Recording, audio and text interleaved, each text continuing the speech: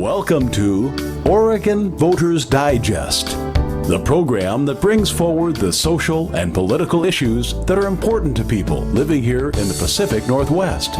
And now, your host, Bruce Broussard. Welcome again to this segment of the Oregon Voters Digest. I'm Bruce Broussard, your host.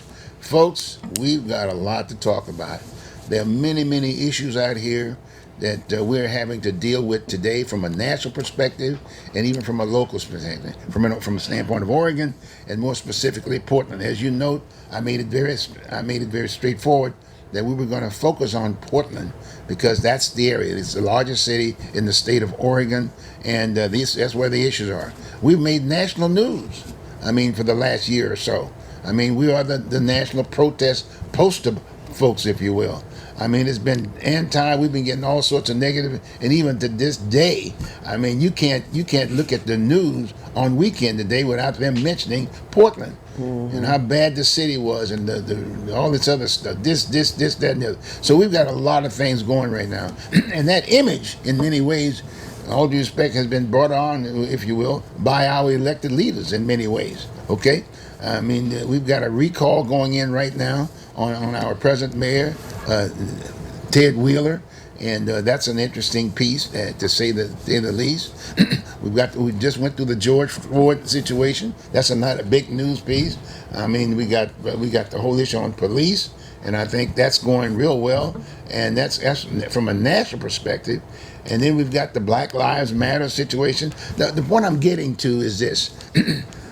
In all due respect, blacks have been blamed for everything negative. Whenever blacks are trying to do something positive, they make it negative. They put it in a negative situation. For instance, like the whole situation with Black Lives Matter. It's a fact. Black lives do matter. They've yet to become Americans until we got Juneteenth done. Because in all due respect, back in 1863, in the Emancipation Proclamation, when President Lincoln, at that point in time, Republican president, basically went to him and basically freed all the slaves and gave them citizenship. But guess what? On the other side, on the Confederacy side aspect of it, they held back on it. And for years and years and years, we've been sitting up here. They've been playing these games where assimilation would not happen with blacks. But every other immigrant that was coming in these United States were given citizenship right off the bat. Well, guess what? Things have changed. Juneteenth and a lot of things. Juneteenth is that history. 1863 was history. Abraham Lincoln was history. That's our history. That's U.S. history. So in all due respect, I'm telling you right up front, there's no such thing as, quote, blacks are minorities anymore. They're American citizens. They're American citizens. We helped build this country. There's a lot of history there, and we need to educate the public about that history. We need to educate, and we would be foregone had the president not been shot. Had he been living during that time, we would be dealing with this issue today. But in all due respect, we will overcome. We will make it. And so consequently, that's what we're going to be doing now. As you know, there's going to be, like I said before, there's going to be an election coming up. We got a recall on Ted Wheeler, our present mayor. There's some issues there. We're going to be talking about those issues again, aspect of it. We got the redistricting. We got the whole issue of redistricting, if you will. That's coming down the deal. That's coming down the pipe. You know what I mean? So there's a lot of issues down at City Hall that we need to address and whatever. But in all due respect, we got to start early getting the kinds of leadership that are going to be running for office that have resumes. Too often we sit around here playing games with people having money, winning, but they have no background on the issues. They have no background on the issues. So we want people to come up now, and I'm throwing it out to you. If you're interested in solving the problems that we have here in the city of Portland, guess what? Run for office. But make sure you're not phony. Make sure you're just not buying the seat. Make sure that, i.e., it's just about looks and this, that, and the other, or even educational background. I'm not interested in your education, even your degrees. I'm interested in whether or not you understand what poor people are all about. We talk about poor people. They make the money for you in many ways. But my point is, we got problems with our homeless situation aspect of it. I mean, blacks are always identified from the standpoint they're gang members. Well, they're not gang members; they're youth like anyone else. I was a Marine recruiter when I came to this town, and in all due respect, it's really sad to look at all these young people, by bottom line, that are going down the drain, getting in the criminal justice system, and they have no way out.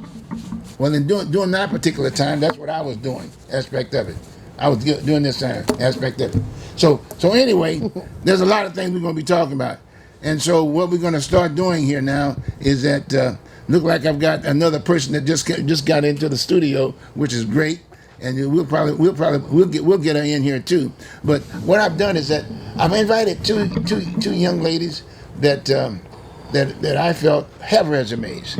They've had resumes, and you've seen them on the show before. And I'm talking about Liz Taylor, and I'm talking about Rochelle Dixon. And the bottom line is that both of these young ladies have been very, very active, very, very active. They happen to be African Americans, black women. And right up front with you, we want to focus in that particular arena, because too often, in all due respect, the white majority, and this is a fact, you have no idea, you can't deal with them, et cetera, et cetera, et cetera. Well, guess what? We are part and parcel of the whole. We're not strange characters. We're citizens, we're wives and husbands and kids, the whole 9 yards. And we're contributors, and we pay taxes across the board. So bottom line is that my focus in this time around is to focus on the black community, black Oregonians, black Americans here in the Portland metropolitan area, to solve some of the problems that have been thrown out on the table in a very negative way, and we're going to come up with some positive ways, and that's what I'm talking about. And right now, sitting here, right to my right and to your left, if you will, we've got Liz Taylor. You've seen Liz. How's it going, Liz? Pretty good. Good. And I'm excited about Liz. All of a sudden, Liz is looking at possibly running for office. She's running for office. And she's got some ideas, and I guess the formal announcement is going to probably be next week. But the whole idea is that I thought I'd introduce Liz today, and we'll talk about some of the issues that are pertinent, if you will, and that's what we're going to be doing. We're going to be talking about pertinent issues, and I'll be able to sit back. And then I got my old running buddy, if you will, who's been around for a long time, been with me here on the Voters Digest, and I'm talking about Big Bob Williams. He's got a labor background, he retired out of labor, but he still knows all the connections aspect of it, and he's played basketball. But my point is that he's very, very much involved. He knows the politics of the area like I do, aspect of it. So we're going to be basically interviewing candidates, people who are running for office with legitimate resumes to solve our problem across the board. Okay? Like I said, we're going to target black Americans right here, black Oregonians, as far as the issues are concerned, but we're talking to the entire spectrum, all Oregonians, all Portlands. We want to make sure we bring the City of Roses back. We want to bring the positives back. We want to solve the police problem aspect of it, and the whole issue of safety and this, that, and the other. So please bear with me. I've spent a little time just giving you this introduction, but that's the pathway we're going to be going with our shows. So with that, I'm just going to jump right up in here now and just introduce Liz again, and basically say let's just sit down and talk about the issue. What is the hottest issue going on right now is the whole issue of police, and so we want to talk about that. And I'd just like for her to give up a little perspective on her standpoint, from the standpoint of what she has seen. Because that's going to be basically her rationale for running for office.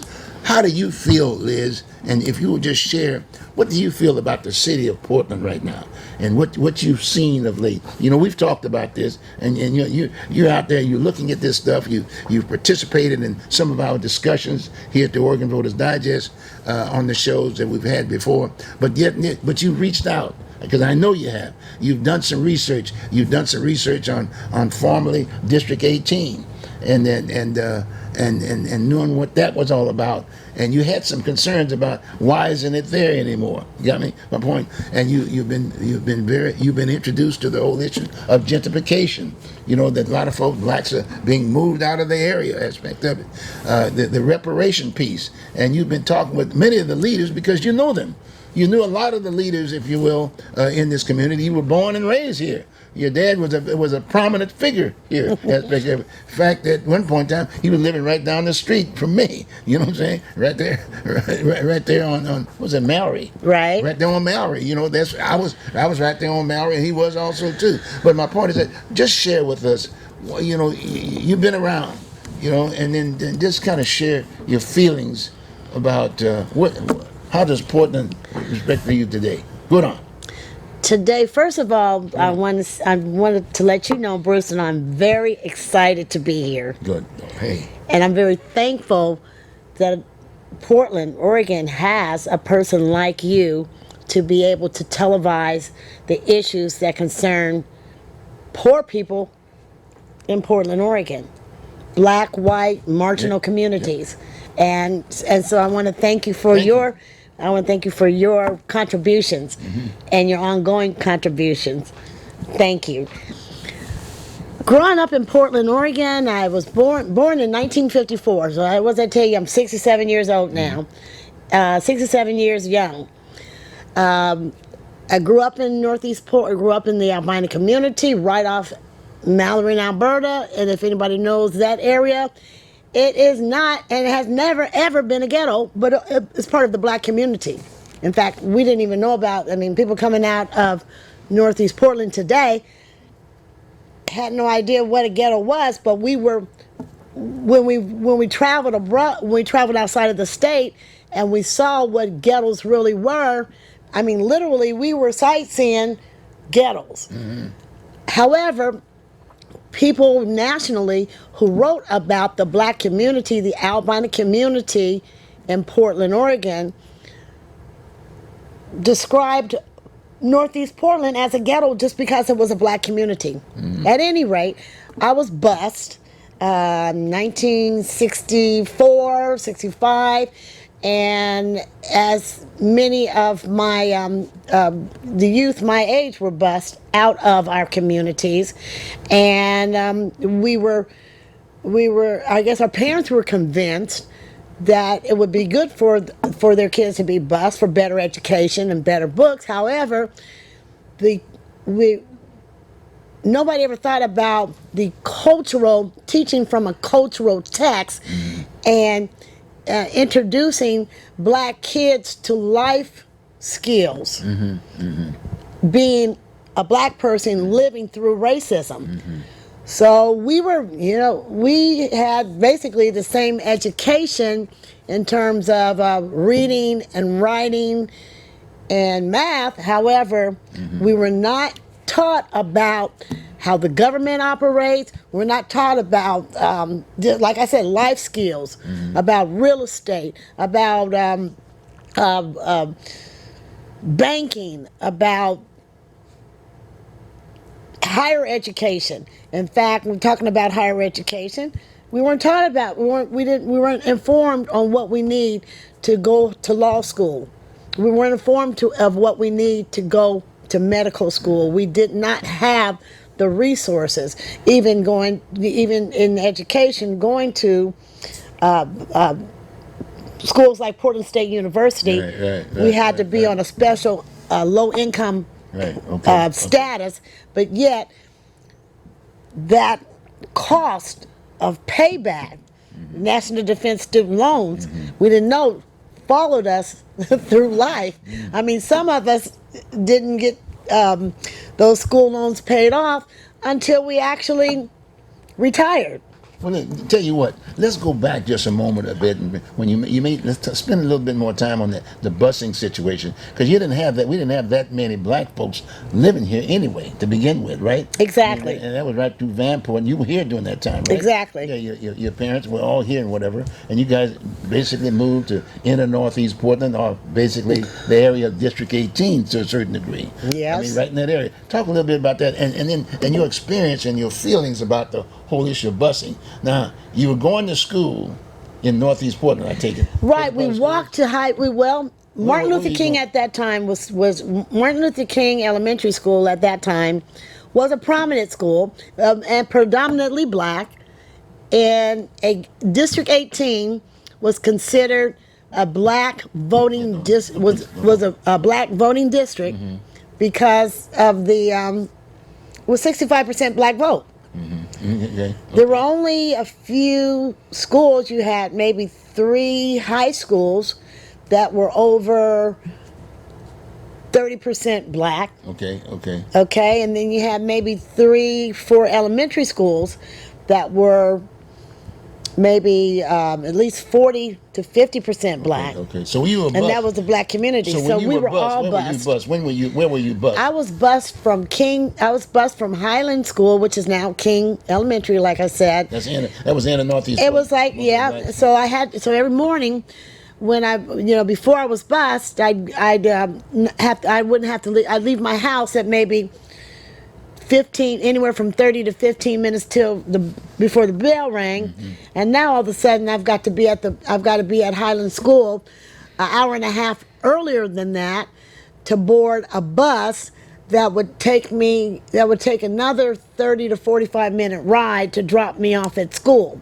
Now, what school were you going to? Another black school? Whitaker Elementary School. That was another black school. It was a white school. It was a white school. Okay. And then when I say a white school, it's Okay. because when I got off that bus and made it to my class, I was the only black in my 6th grade class. Okay. I was the only black in the entire 6th grade class. Okay. And the same experience, my sisters and brothers' experience was the same thing. Okay. Doug, Laurel, and my baby sister Mary, who's now deceased.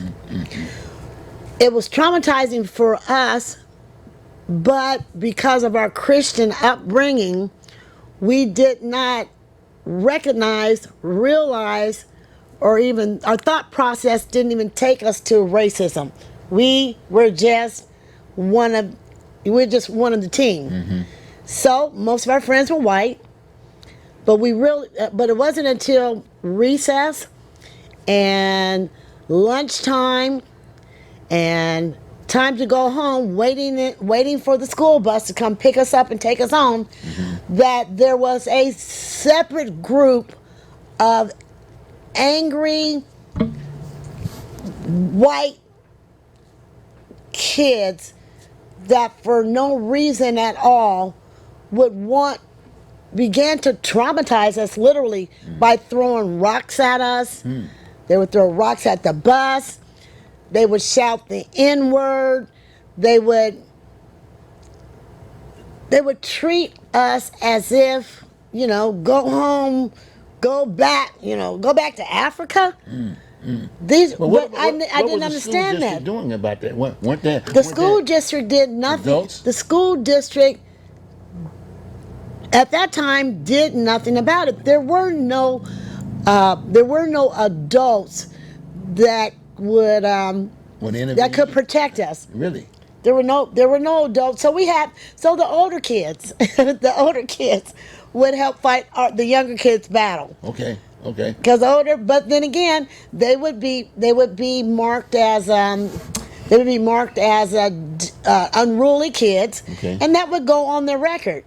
The teachers, eventually teachers would come out, the white teachers would come out, but they would always go to the black guys that protected us and mark them down as being unruly, but that would follow them to high school. Wow. So once they get to high school, they were already marked, unless they were athletic. They were already marked from coming from elementary school as being disruptive. Okay. So that attitude and that mentality, Building up then. yeah, it started There was building racism then. That was racism then. Okay. Because when I got back home, when the bus finally got me back home, and I saw all my friends, because they would come meet the bus, because the bus would let us off in the neighborhood. Okay. Our best friends. Then I was home again, and we still had all the we had all the benefits in Northeast Portland that were there in the white communities. We did not know that we were underprivileged. We did not know that we were financially deprived, because our parents worked hard and gave us the same things that the white people had. How long did that busing take? I mean, how long did you go back and forth? Like, up to what grade? Well, I went. My youngest sister went from, I guess, third grade. She went from third grade through eighth grade. I went from sixth grade through eighth grade. My older sister went. She just did the eighth grade. But the four of us, once we left elementary school, and I'll tell you a benefit that we had then that the school district does not have now is that the four of us went to the same schools, so we could take care of each other. Okay. We were our own support group, no matter what the situation was. If we were slow in certain classes and need to pick up the pieces, doing our homework, everything, we were there and we took care of them. We supported each other. Whereas today you don't have that. You've got the different levels, like you've got the middle school and then you've got the high school and da-da-da. But anyway, one of the major problems was once we left those elementary schools, there were feeder high schools. So my sister went to Madison. I came out 2 years after her, and I went to Grant.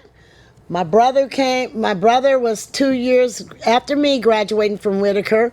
He went to Jackson, okay? And then my baby sister that came out a year after Doug went to Jeff. Can you imagine being parents? Because I think I think my dad is 20 years older than me. So at that time, can you imagine a parents having 4 kids and they're all of a sudden, they're all going to 4 different high schools? But what about, in fact, during that particular time while you were doing, as far as the parents, did the PTA, those parent teachers, so did they reach out to your parents to get them involved in the process, to really get this thing right? It was almost, that was another detriment to the to busing problems. Once we were bused, all of a sudden the kids, all of us noticed different was our parents were no longer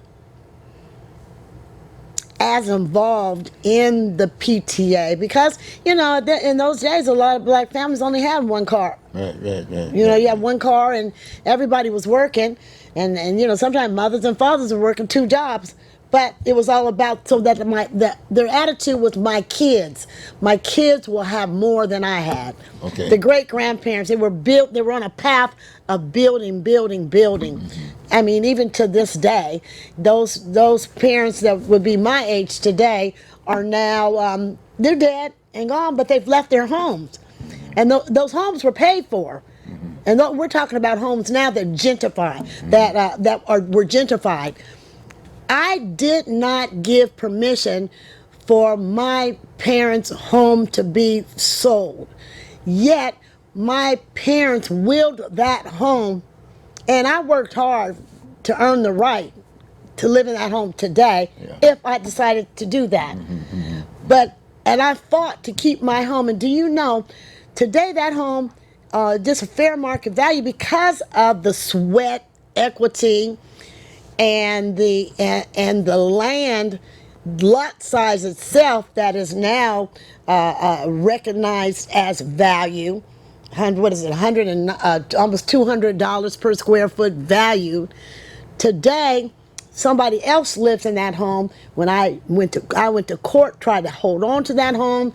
It was just a policy. It was a policy, and it was a fraudulent way that I lost my parents' home, and we only owe $60,000 on the home, free and clear, $60,000. But it took me, 3 years of constant research to figure out I lost my home fraudulently, but I don't have the money to fight it legally, and there are no attorneys in Oregon that will fight. Well, let me share this with you. And I know that we've talked about, we've spent hours talking, and a lot of things are sensitive to you. For instance, your home ownership. Yes. I know that for a fact. But again, the reason why I'm sort of going back in time with you from day one here in the Portland metropolitan area, to give the viewing audience some sense of what was your lifestyle during that time, and the impact that it had on you to basically develop you where you're sitting here today, aspect of it, and the obstacles that you were placed with, and the parents and the obstacles that they were going. Then, like I said, when they made that decision, if you will, to integrate the schools, so to speak, and send you out, this, that, and the other, you had the opportunity to go to the white schools, so to speak, and you mix with the kids and whatever, and we just wanted to kind of get that feel aspect of it. And then the idea is that, but did you get the full? Did you get the full training and the reach outness? That's why I made the point about the parents, the PTA reaching out to your parents, if you will, and because it's so important, and parents play a major role in schools. You know, they make sure that the teachers are right, the curriculum is right, and because too often you're on your way to a career. See what I'm saying? And in most cases, a lot of black parents didn't have that, and you really can't direct because they didn't have the education. You got my point? Exactly. They didn't have the education. So we just want to kind of give the viewing audience some sense of who you are. And that's why we're coming from. You're thinking about running for office, but I think they need to know who you are. And that's why I'm saying we need folks that understand the issues that we're facing with today. Yes. But you can't really talk about today if you don't go back into the past. Exactly. You get my point? Because otherwise you get that divide thing. Yes. You see what I'm saying? And we've got to talk to one another. And unfortunately, it's kind of like the race thing, you know, and like I said, putting the black and the white type routine and talking about that part, as opposed to dealing with the issues to solve the problem. And, Well, okay, I'll tell you, growing up also, after, education to the side, I grew up in a AME church. I was going to answer you. Okay, and in that AME church we had a strong Sunday school where Now, that was Bethel, right? that was Bethel Bethel AME that Church. was a big Yes, all my life, even going to another city, we always were able to connect with the AME Church, and those people would take us under their wing. We were somebody wherever we went. So and in the AME Church, I had many mentors that would always ask you, "How's it going in education?" Martha Jordan was one of our members that paid a lot of attention to the kids. And, she was one of the first school superintendents at school. We had Charles Jordan was a member. We had a lot of orators like A. Lee Henderson that focused with the kids. So in terms of our black kids, low income kids not feeling what our parents felt, we were able to survive through the system, not knowing now what I knew. I mean, knowing now what I didn't know then was that we were part of what we call a model cities program.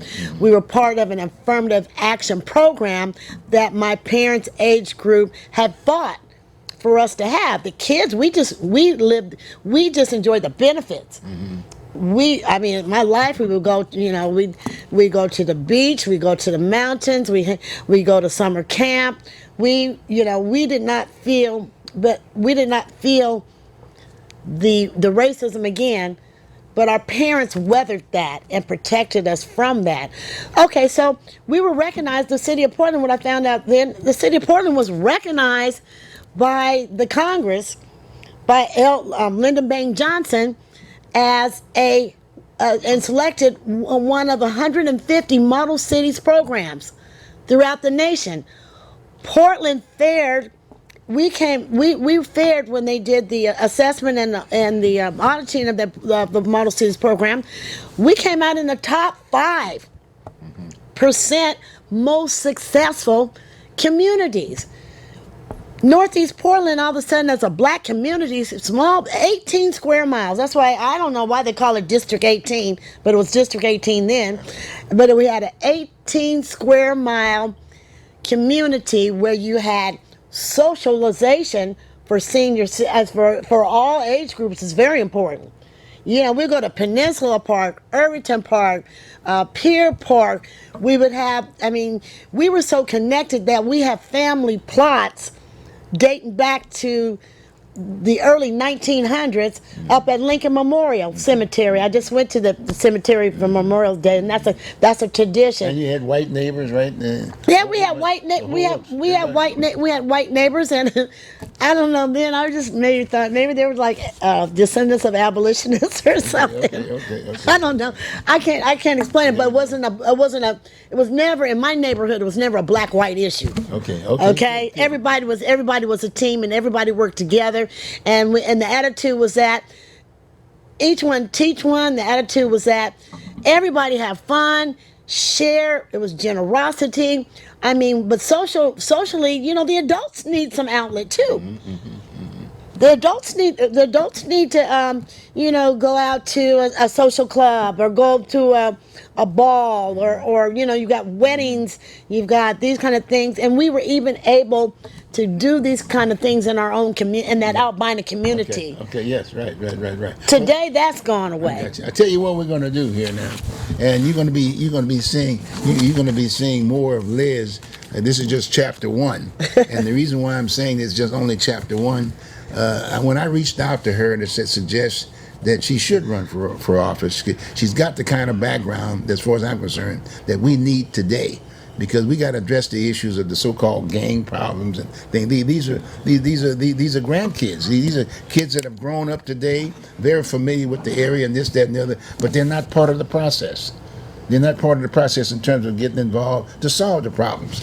So the idea is by having Liz on, and I'm really excited about the idea of running for office, and as you get to know her more. And we'll talk more specifically about some other areas and whatever. But this is just kind of like a little intro to start with, Liz. And so what we're going to do now, I'll get Bob over here now, and we're going to go on and have you guys switch the seats here for a moment. And then what we'll do next time around, guess what? I'm going to have you back on, and we'll continue where we are. Is that okay with you? That's fine with me. Bob, why don't you come on? Let's go, Bob. Bob, are you ready? Let's go. Get your jacket. He's with the Air Force, folks. You got to remember, he wasn't in the Marine Corps. I almost tried to get him in the Marine Corps. Okay, thanks, Liz. Okay, why don't you just have a seat over here? Okay, good. There we go. And as you know, we got the COVID-19. We're at the studio here now, and there's certain things we have to do and not do and whatever. But we're so excited about being here at Open Signal. This is community television aspect of it, and it gives us the opportunity to reach out to the community as a whole aspect of it. Okay. So and Bob, put your head up a little bit so they can see who you see your eyes. You do have a bad habit. I'm used to being home on Zoom. I know that. I know that. Well, look, again, like I said, we just had Liz on. Yeah. I'm really excited about that. And again, like I said, Bob and I are going to basically take us through the jungle, if you will. Right? Yeah. You got me? Or whatever. But I think it's going to be a very positive thing. Bob, like I said, we go back a lot of the ways. He's got a lot of exposure, a lot of experience, and we've shared that through the years, many years that we went through this process. And so we're going to be right along with these potential candidates. We've heard about some others. We won't throw their names right off the bat. Right. But the whole idea is that we're going to be talking about, again, getting the kind of leadership who just happens to be black, purposely, because we want to get that negative element off and make them part of, if you will. Right. And I think that's what we're going to have it if we're going to get back to the city of roses again. You got me? We're going to all have to participate, but we need the right kind of leadership. The right kind of and I'm not knocking the leadership over there. The bottom line, that was the program that was there to begin with, right? Fair? Right. Got me? Well, one of the things that we have to understand is what does it mean to be proactive rather than reactive? Okay. And the leadership we have right now is being reactive. They're not thinking things through for the future. They are acting on things that are happening today. And so we need some people that can think in advance. I mean, I look at the housing. Homelessness didn't just walk up on us in 2020. It was a process.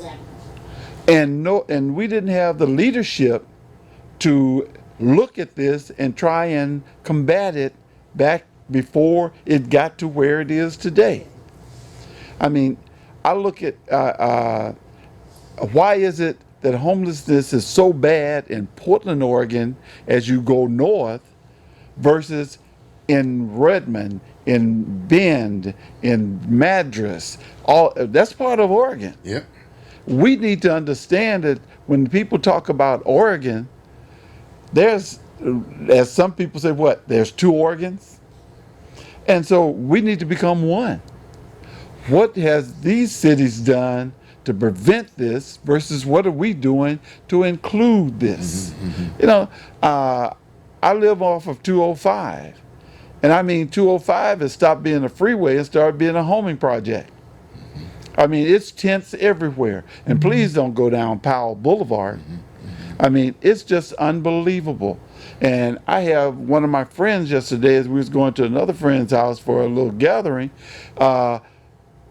he doesn't get out that much, and he goes, "What happened? Man, I have not, I haven't seen this. What's going on? I know it was downtown, but out here too?" And I was like, man, it's the leadership.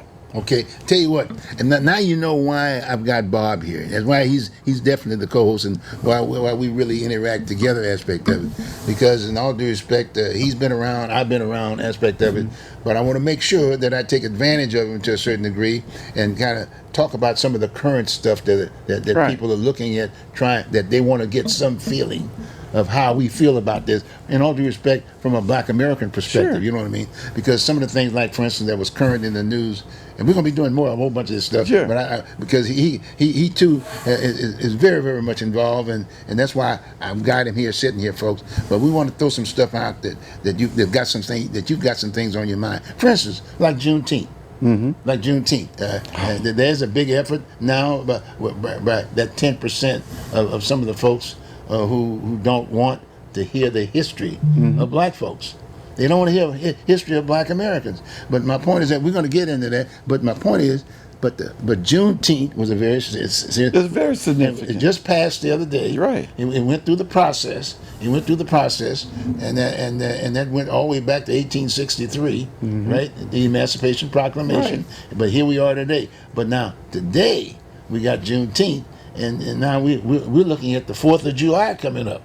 That's when everybody celebrates. When in fact, we all had gotten together initially before the Civil War, Right. fighting about the deal aspect of it. But now, as I was making a point, I'm going to throw it out to you. I was making a point, saying, well, guess what? I'm not the Black minority no more. Yeah. I'm the American. You see what I'm saying? Because they have always had this negative stigma, and a lot of times the majority population it's kind of like a part of that DNA, and they've always made this a separation.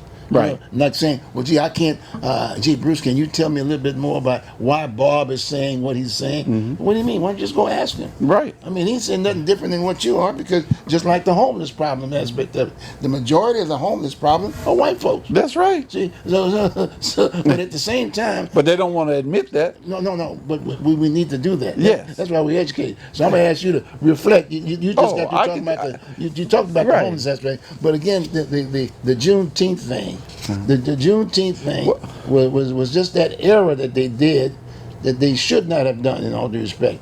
So you tie that up from the standpoint, we were citizens way back when in 1863 up in the Emancipation, we're under the Lincoln, a Republican, Right. During that particular Well, time. someone needs to read the 13th, 14th, and 15th Amendment. Okay. One freed us, one made us equal under the law, and one gave us the right to vote. But that was everybody. Non-citizens, Right. non-citizens Right. do not have a right to vote. That's right. So we are citizens of the United States. That's right. So let's stop all the crap. I have to watch my language. There you go. I can say it on Zoom because Steve can cut this it is out. Zoom. This is Zoom. This is And so, but it's one of those things that if you don't know your history, Right. someone else will tell it to you. That's right. And so we need to begin to understand and make sure that others understand what we understand, not to just accept what someone else wants to tell us. That's right. I have friends online. One sent me something saying we shouldn't be accepting this tokenism of Juneteenth. Yes. And I said, if you all they want to do is give us a holiday so we can go out and buy things. And I said to them, and unequivocally, Juneteenth is not about buying a present for your friends. That's right. It's about recognizing the things that was done to your forefathers, and you should be willing to accept the fact that you will not allow this to happen again. Because if you don't, it will. As A. Philip Randolph said, you get what you can take and you keep what you can hold. That's right. That's and being free is something that you better try and hold on to. That's right. And there's more ways to lose your freedom than just by being enslaved. You know, so we have to begin to talk to our young. We stopped talking to our young because of what white people was doing with theirs. You walk in the store and their kid was acting up. My mama would slap me in the mouth and I'd have shut up and I'd have done what she said. It's against the law. They made it, kids have rights.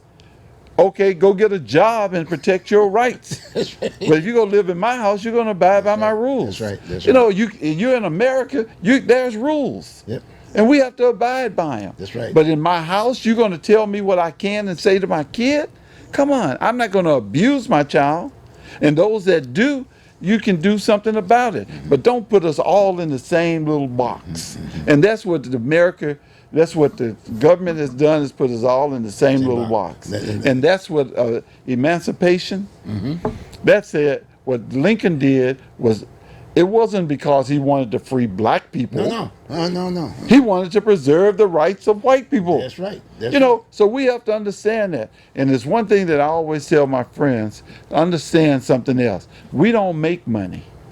The federal government make money, and the majority of them are white. Yeah. And so what they do, take a nickel, dime, and a penny and put them down beside each other, and you will see that the penny faces a different way than all the rest of the coins. Why? As somebody told me, that was them turning their back on Lincoln. And that's why the penny is a different color than all the other coins. That's history. That's history. But we don't know that. Yeah, that's right. We don't know that. And we need to know that. That's it. And we need to discuss it like we're doing right now. That's it. You know, in fact, I'm going to throw something out to you. You brought that piece up about they thought emancipation was just basically freeing black folks. Right. No. That we had a civil war. That's right. And what he was doing was saying, okay, he was freeing those Confederacy soldiers who were, in all due respect, were part of the enemy piece. A lot of people don't realize that the Confederacy, before they started that war, they made a deal and said no one else can participate in this war other than white males. Right. Did you know that? That's right. That's a fact. It's in writing. That's a fact. And in all due respect, okay, we got down to the point they were fighting back and forth, and then all of a sudden Lincoln was smart enough to say, well, look here, I got all these so-called slaves. I'm gonna let them fight too. I'm gonna let them fight too. So he brought them up about the United States black. That's right. Black troops. 350,000 blacks, if you will, Yeah. got in, and guess what? The war changed. Yeah, they had the numbers. They didn't put a black guy in charge of them. They put a white guy in charge of them. That's right. And at the same time, the Confederacy tried to get the same blacks, but they were too late. They ran north. But the whites still got together at the table and said, "Look here. Let's start, and tell you what we're going to do. We're going to make you guys back whole. We're going to make sure we keep that colony together. We're going to keep the United States together. All the states, Confederacy and whatever, all together. But guess what? The man, they shot him. They killed him. That's what they do. They shot Kennedy. They shot him. Everybody that tried to do something for black people in government have been killed. Again, you know, you don't know how many prayers I sent up for Barack Obama. You know, it amazes me how many black people say he didn't do anything. Well, my thing is, you had a job, you had an opportunity, you were treated fairly on the job. Go today. You know, it just bothers me that we are the worst sometimes, as they say, you want to see who your worst enemy is, look in a mirror. Yeah, yeah. You know, and sometimes we get to that point because we expect so much more out of our blacks that get into a position as one than we do of whites that we elect as a many. Yeah. You know, it's time for us to look at Democrats and Republicans and understand. You and I, when we first started, I was the Democrat, you was the Republican, and we wanted to bring enlightenment to the people that listen to us Yeah. as to the difference in our parties. Well, the truth of the matter is, our parties were white. It was And they never- weren't going to kill each other over their that's right, issues. that's right, that's They right. would argue them, That's right, and then that's they right. would come to one of us and go, well, we weren't able to do this because yep. we couldn't get the other side. Yep. It's going on today. Yeah. The other side, why is it that the Republicans, when what's the guy's name that was in office that just got defeated, was in office? I hate, I'm like Whoopi now, I won't call his name. But isn't that the one you told me that you I didn't vote for him. Don't go there. You need to, I got kicked off Facebook for some of the things I was saying for a while. But it was funny understand. how Republicans could get things passed when he was in office, and now Democrats have control, and they got to wait on the Republicans to help them. Yeah. What kind of crap is this? You have to understand when this guy went in and did what he did to the Asians in this massage parlor, bam. 2 weeks later, laws was on the books. Yeah. Here we are still fighting for laws to be on the books, and then we come in and no one's doing anything. Well, I tell you what's going no, on? Let me tell you what's going on. You don't have to worry about that anymore. You know why? Everybody's going to be eating. Look here, you can eat whatever you want come July 4th. And so the Juneteenth piece, I'm going to have my ribs and the whole 9-yard aspect of it. The Greeks going to have this, that. It's not going to be a white and black thing. No. It's going to be all Americans. You're not a minority anymore. Right, You're part of the whole. right. Everyone should be celebrating Juneteenth. That's right. It brought it's the day that it brought all of us together. Together, yeah. And so that's the celebration. We're all one. all together. I was in South Africa, sitting in the stadium when Nelson Mandela said to his people, "We're not white South Africans. We're not Indian South yes, Africans. yes. We're not black South Yes. Africans. We are South Africans." that's right. I was sitting there. My chills ran down. I said, "Wow, how do we make America say we're not white Americans, or black Americans, or Asian Americans, or Mexican Americans? We're Americans. And during it, why don't we work together so we can improve the livability in America? Why does somebody have to live and swallow so that you can live behind the high on the hall? You know, Well, now we have all different cultures. That's what Right. I'm saying. Everybody can celebrate their respective culture. Right. So just like you were saying, when Mandela did what he did, because in all due respect, whites are Africans too. yeah. See, whites are African too. So now that's their culture. Africans can get together, black and white. Right. See what You I'm know, saying? de Klerk had to realize that he wasn't a white South African, he was a South African. That's right, because that majority was there. That's right. See, you started. And so I got to work with everyone. And but we have to start electing our own. Yeah, but I ain't voting for them, they can't win. What kind of, now of course they can't, not if you don't vote for them. Well, Bob, you make a good point, and like I said, we started out at the Juneteenth aspect Yeah. of it, because in all due respect, I'm so glad that Juneteenth passed, because now we're all as a whole. We can't continue with this divide thing, Right. Because at the end of the day, we're not going to have an American. That's right. You see what I'm saying? So now all of a sudden, now everybody is one, if you will, and you can still maintain your culture, Right. Wherever you came from. A lot of folks don't realize. In fact, when World War II, when Hitler's forces, if you will, got beat, if you will, they transported a whole bunch of prisoners, if you will, okay, Nazi prisoners, if you will, Right. from Germany aspect of it. And when they got here, they were accepted as citizens, Right. right then and Instant. there. Just Instant. openly. You see, but that's that history, and we need to talk about that history. And by the way, it's not the ones that, in all due respect, that have the master's degrees and better, Right. because they know what that history is. It's the little folks, Right. It's the little folks that don't have anything, and then they're being brought up from the standpoint of continuing this Civil War situation, this divide. So that's why we're having the program that we're having Right. today, and that's why we're going to be focusing here in Portland, Oregon, in an area, The Tri-County area. the Tri-County area. Because we're in Clackamas, Beaverton, exactly. and Multnomah County. Exactly, just like we're even in Clark County. Right, It's right. amazing how people are beginning to spread out. Oh, yes. We're not clustered together like we That's used right, to be that's right, cattle. that's right. We used to be corralled That's right. in, i.e., they said north, northeast, Portland. That's the black community. We're out there. We're everywhere. But they And never, so- but they never had a legitimate political No. address. No. You got me. That's But we it. made the attempt for 18. Right. How much work did they do to dismantle it? I was there. I told them when I said this, and I'm not a prejudiced guy, but I do understand that if you're white, you don't understand like I do what a black person go through. Oh yeah. You can empathize, but you can empathize with me, but you really and truly don't live that life. And so I told them, I said, when they first brought in, was it Skip, who took over 18 after someone went to, I think it wasn't Margaret, but somebody left 18, Lou Frederick. Wasn't he? Was he No, 18? no. He was 27, No, 26. yeah. Well, No. it was someone that was there, and then we ended up losing the black representation, and the white guy came in. No. The white guy came in first. First? He happened to be my neighbor. Was that the little guy? No. The white guy took it first. Okay. Got it first, and then Margaret came in.